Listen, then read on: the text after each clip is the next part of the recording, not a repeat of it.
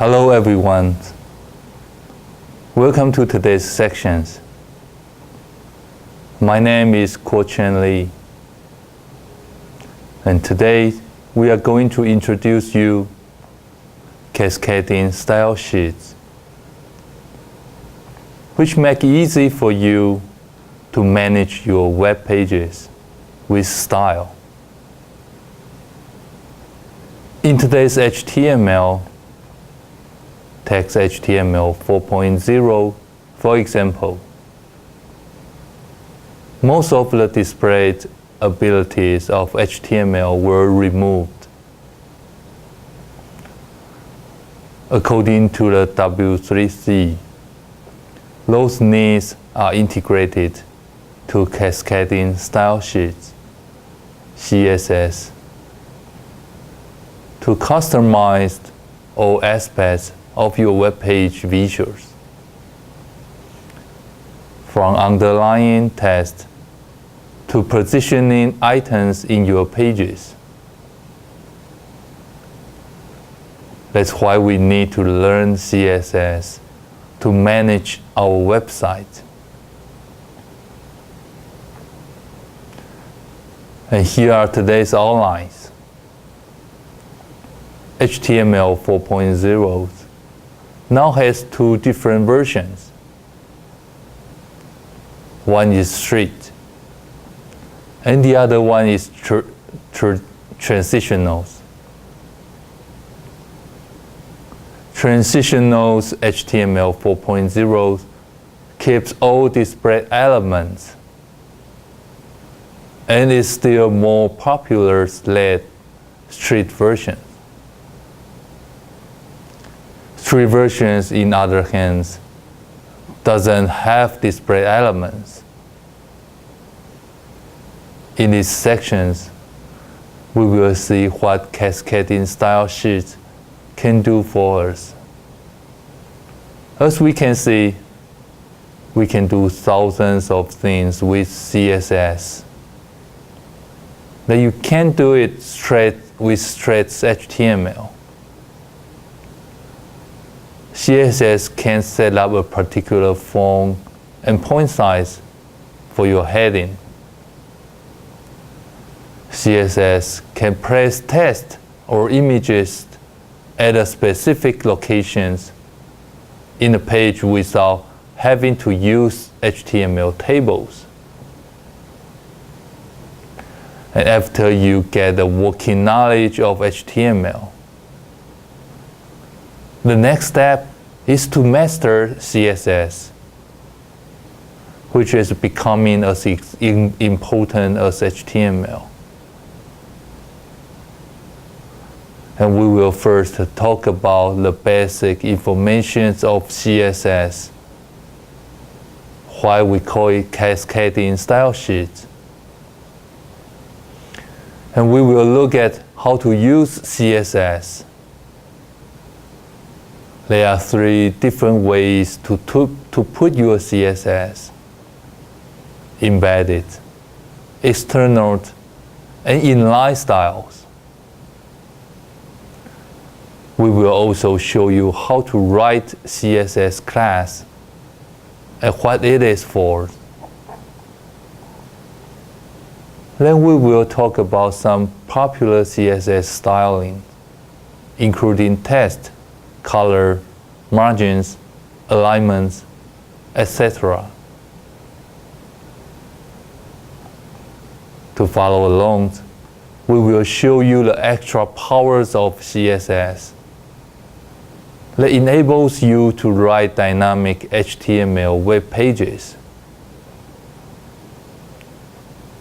Last but not the least, we will show you how to position elements using CSS.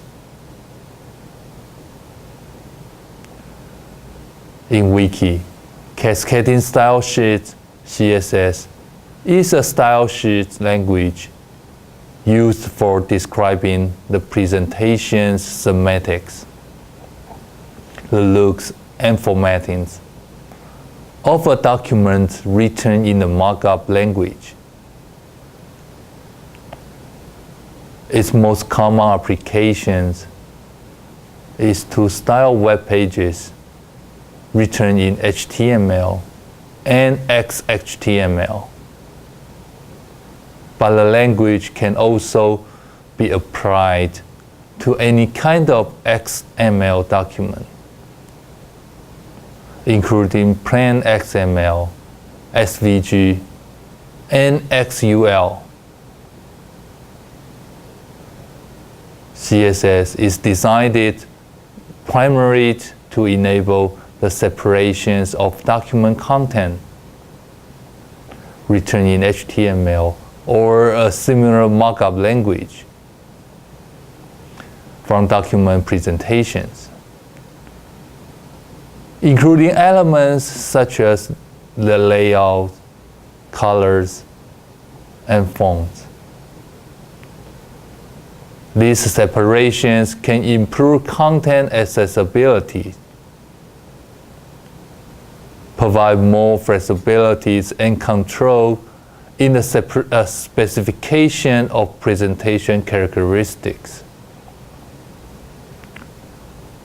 enable multiple pages to share formattings, and reduce complexities and repetitions in the structural contents, such as by allowing for table-based web design. CSS can also allow the same markup language pages to be presented in different styles for different rendering methods, such as on-screen, in-print, by voice, when read out by a speech-based browsers or screen render. It can also be used to allow the web page to display differently depending on the screen size or device on which it is being viewed, while the author of a document typically links that document to a CSS file. Readers can use a different style sheet, perhaps one on their own computer, to override the ones the author has specified. And CSS style sheets are collections of style rules. And each rule is targeted at a particular type of elements, such as the body elements, and so on. The actual styles can be given in query process and consist of style property, setting pairs. And you have 3 ways to integrate CSS styles into your web pages: using embedded style sheets, using external style sheets, and using inline styles. For examples, in our examples in the slides at hello.html, we use an embedded style sheet, which means that it has a style elements in the head sections of the documents. We are specifying that the body elements is to have a blue background and a yellow forehead color. Elements are to display their text in italic, and the link elements are to be white before they are clicked, green when the link has already been visited, and blue when you are clicking the link. Note how this works. The styles are collected into style elements and apply the rest of the page, you can see the results as shown in the slide. And you can also store style rulers in an external file, usually given in the extension .css. Here's an example that uses the link HTML elements and the Arial attributes to connect to an external style sheet named mystyle.css. Check out mystyle.css. Note that we are setting the background color of the page body elements and setting the font used in the page to Arial. Some things you can't do it with normal HTML. Note that we save this CSS code in a file named mystyle.css in the same directory as the web page that links to it.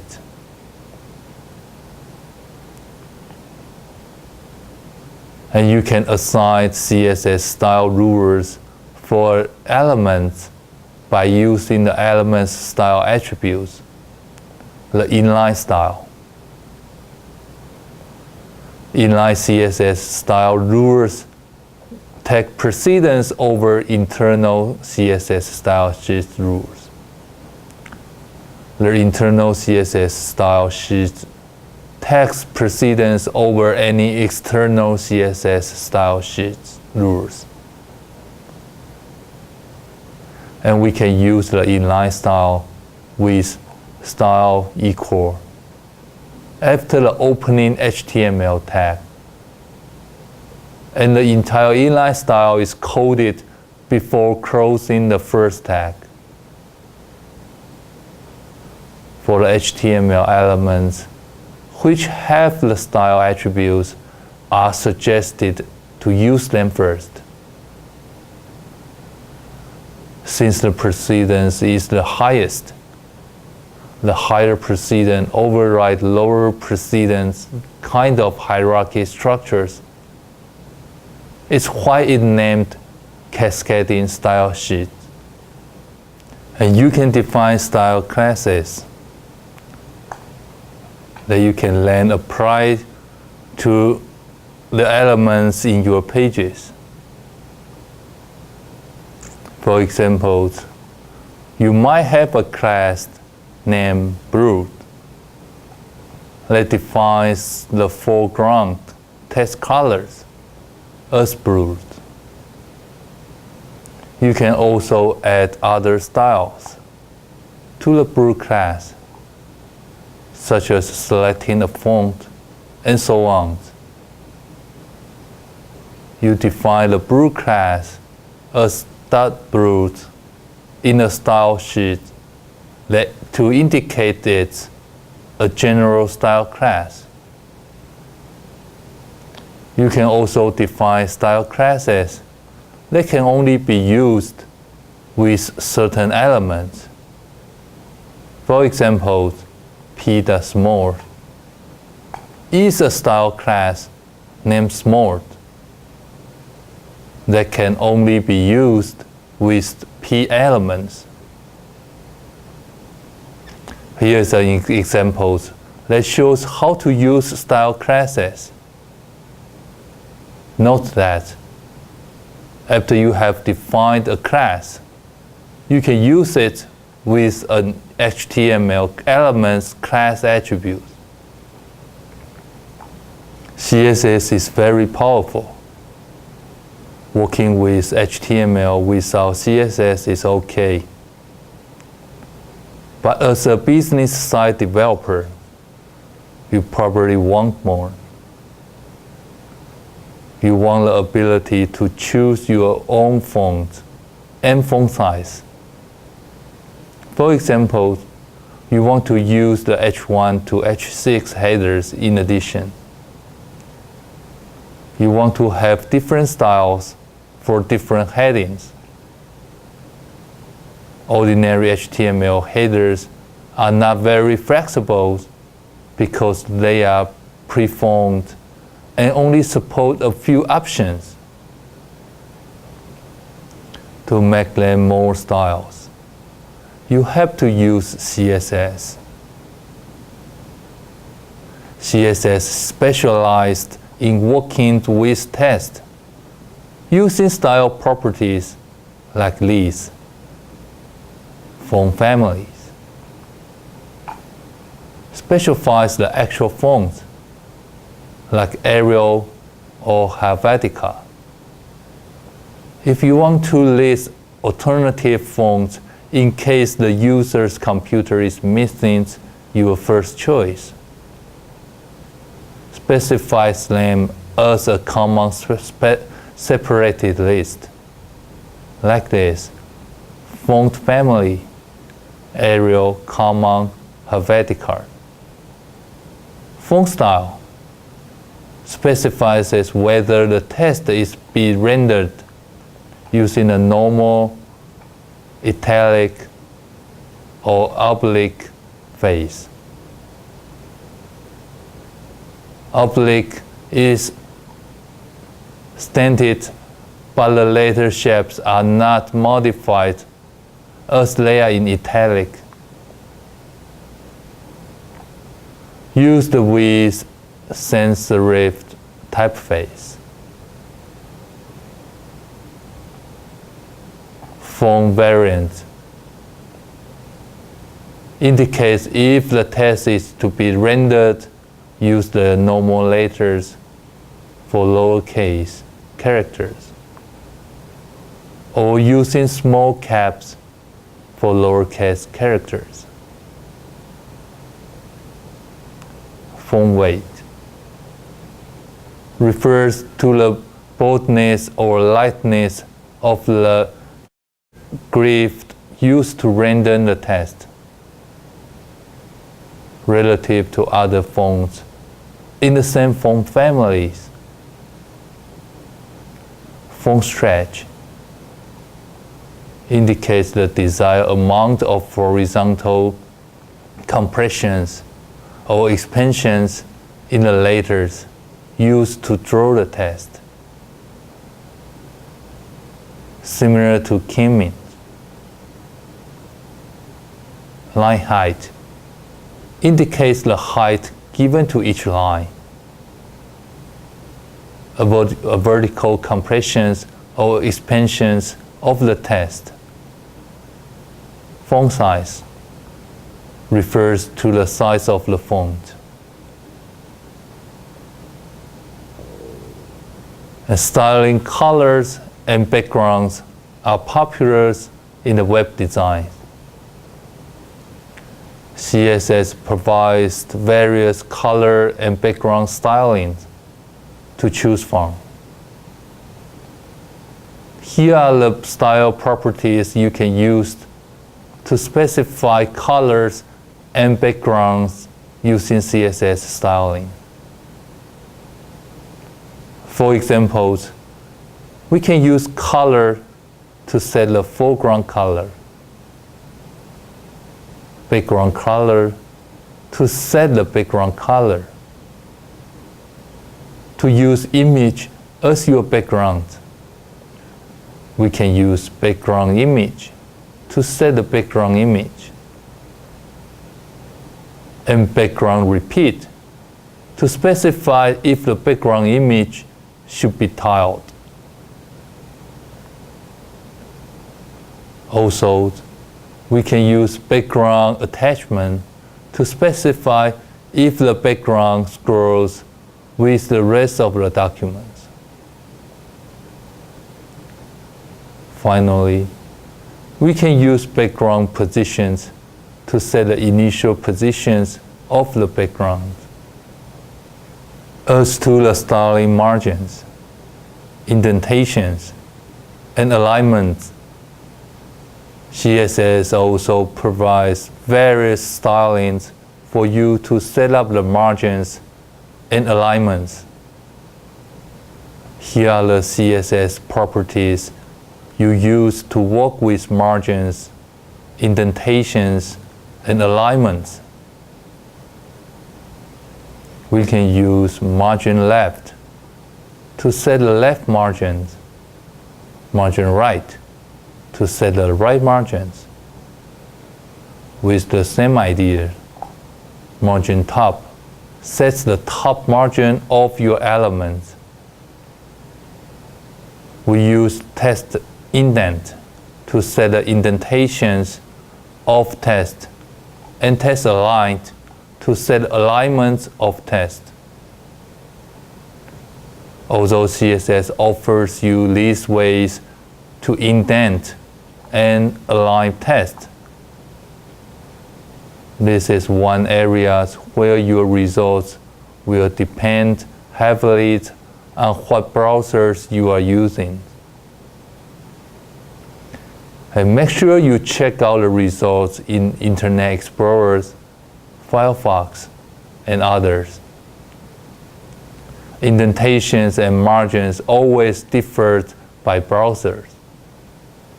If you can't get the professionals looking results you want, it's back to HTML tables for positioning.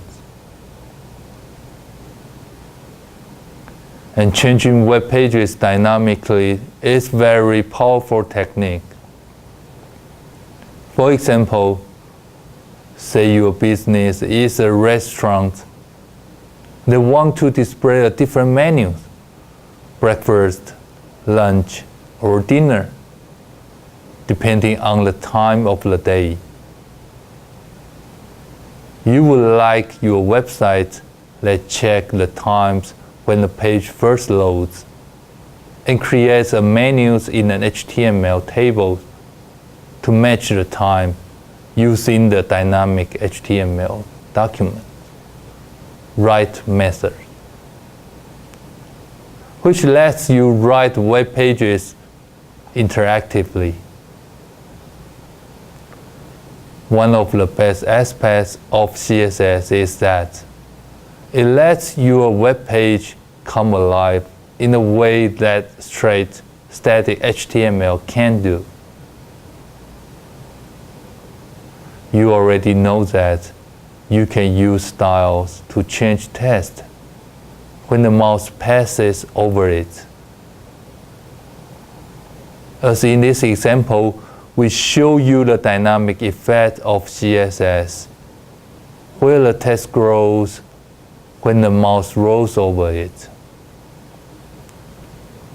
If you want to do more complex on the dynamic effect, such as changing the font size, and color, you can use style classes. In fact, handling mouse rollovers, hyperlinks is also a common thing that a business website would like to do. To do that, there's a special style attribute for hyperlink, hover, which is assigned the style you want to use when the mouse is over the hyperlink. For ultimate in dynamic on the file styles, you can toggle whole style sheet on and off. In other words, you can have two style sheets and select which one is active. You do that by setting the style sheet disabled attribute to true or false to disable or enable the style sheet.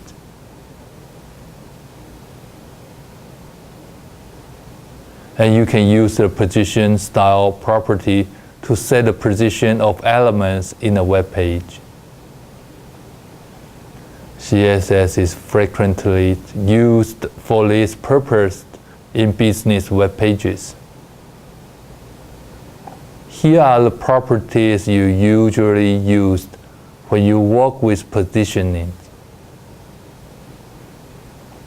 You can use position to hold values like absolute or relative, and top to set the offset of the top of the element's display area. Also, you can use button to set the offset of the button of the element's display area. Moreover, you can use the left to set the offset of the left edge of the element's display area, and right to set the offset of the right edge of the element's display area. This is an example that shows how to position elements in absolute terms. The most common ways of using the position style property. You position elements in absolute terms by assigning the position style properties the value absolute, and then actually positioning the elements with the top and left corresponding to the top left of the element style properties. Here's how that looks in the slide, which positions 3 colored div elements. Note that you can position any type of visual HTML element, such as images. If you want to position blocks of text, enclosing that text in div elements is ideal. In these examples, we are also setting the height and width of each div element using the height and width style properties. Besides absolute positionings, you can also use relative positionings.